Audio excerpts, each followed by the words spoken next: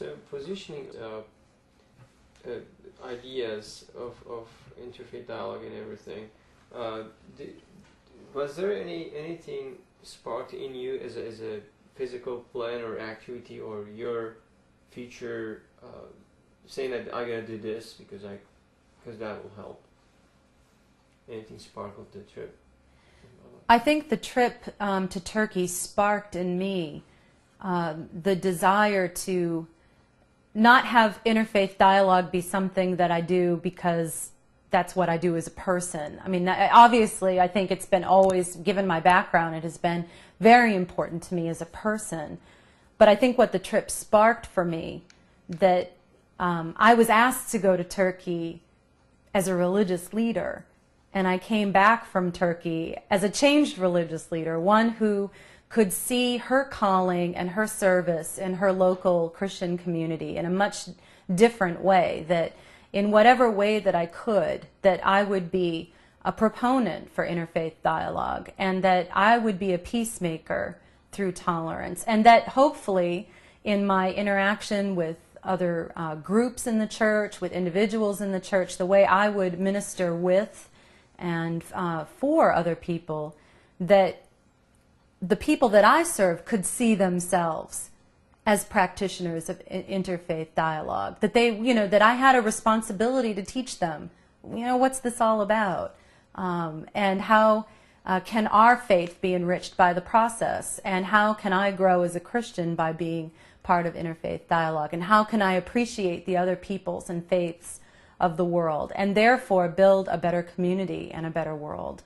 I definitely now see that as something that I'm not going to let go. I'm going to keep doing that. So would you consider revisiting Turkey, or would you advise it to other people? I would definitely go back to Turkey. I think we will, my husband and I. I actually would find an extended stay in Turkey to be fascinating, rewarding, enriching. And I don't know if my husband's academic career would allow us ever to do that, but I'm hopeful that in some ways this has been just the beginning of a beautiful relationship with the people of Turkey and with the process of interfaith dialogue. I would certainly advocate anyone experiencing this encounter with Turkey and the Turkish people through IID, and would promote that in ways that I can through my ministry, and would definitely encourage people to get involved and to open themselves up to the possibility of their lives being transformed by this experience. So now we're moving into the educational activities in schools.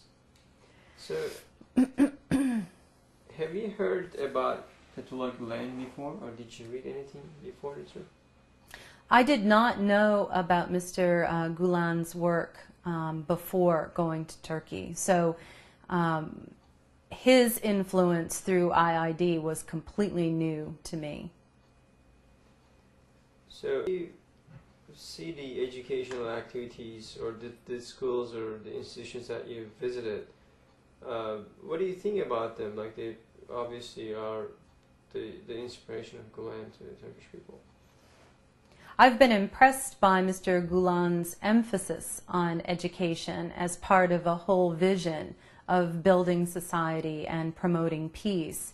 And I think I experienced it largely through what IID has exposed me to, and also my husband's work of scholarship.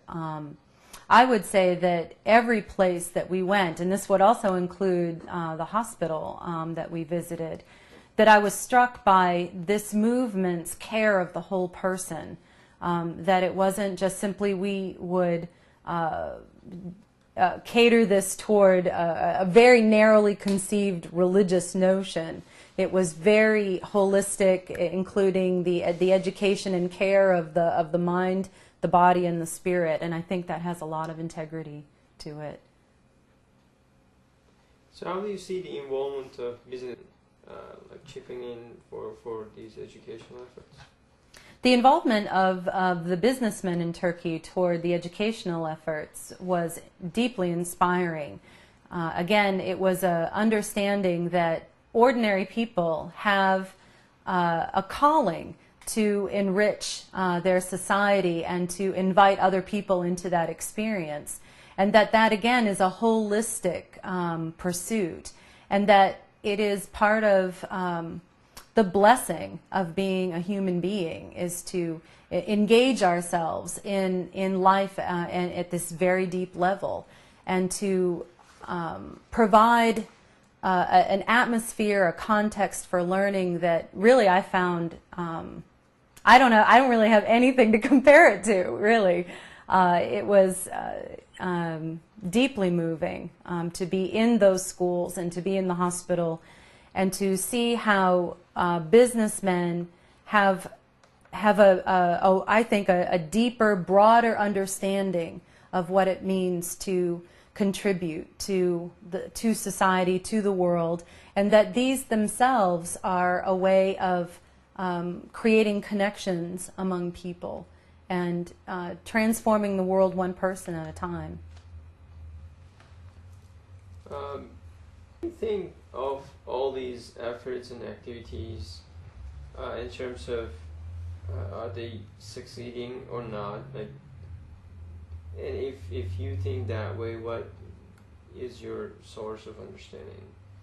How do you evaluate all the efforts of education? It would appear to me on the introduction I had to these experiments and these encounters in education and also the healthcare, that these experiments, these experiences are working. They are successful. Certainly, we saw the enthusiasm of the teachers, the administrators, the students. We saw the pride of the businessmen that were helping create partnerships so that these educational institutions and hospitals could come into being. I would feel that they obviously, because these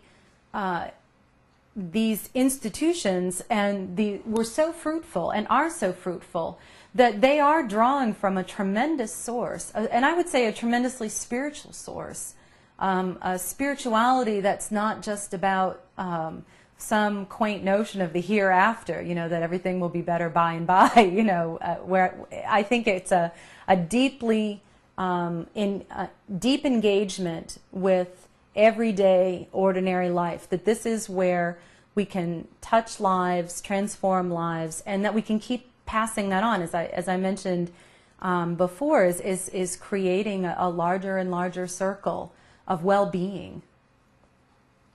So I have a specific question. You said you've seen things different as a woman pastor.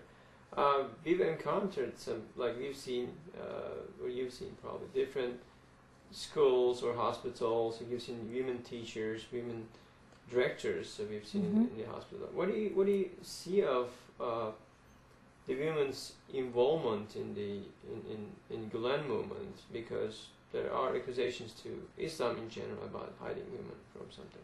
Right.